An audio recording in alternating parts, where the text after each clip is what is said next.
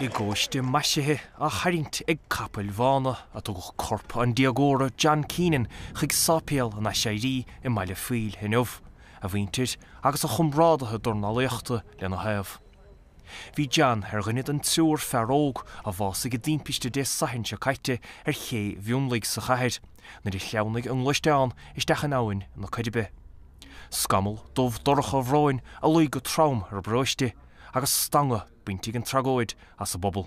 Leid an chinálta bhí sa leidóg, an cheannaigh muintir na háitiar agus slú mór ag sochraid inniu, agus sé dechar hiiscin go dornálaí rud an tímar seach, agus mar cainte banna sin ban siopadóir sa cantar agus héach sé stacha cí go minic agus bhí siúr agus sé lán an tríal.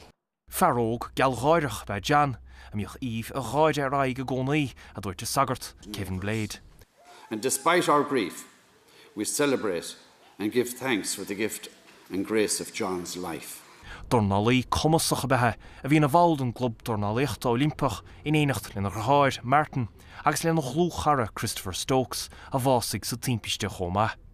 Bhí an lábhan uachtar ige he greibh dornálaíochta na Gaillimh caiicí seohin ag Conamara agus anna bheas ag I chéalaí córacéid. Bhí me filmad ag sa club chula lá, chula dalún sa céadainn sa híine. Se ama tá John Keenan tá sé gáda chula lá. Agus you'd say trade kintais Joker. Yeah. Ach, Joker. You'll miss him. Tugach corp John Keenan gur rélig rathúin ní gan efrin áitar cuireach ag déine cile a bháthir Elizabeth agus a bhaintir lena haamh.